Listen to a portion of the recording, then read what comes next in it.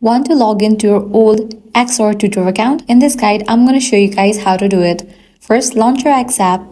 Now over here, you're going to find these options, continue with Google or Apple. In case you have created your account using these options, you can click on it and you will be logged into your account directly. Or else click on the option of login. Now here you will need to type in phone, email or the username. After you type in, click on next. Now you'll be prompted to enter your password, type in that.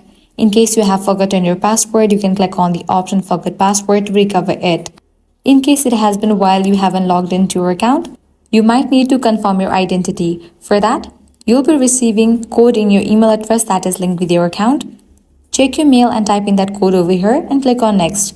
With that, you'll be logged into your old X account. So this is how you can easily log into your old X account. If this guide helped you out, do not forget to like, share and subscribe.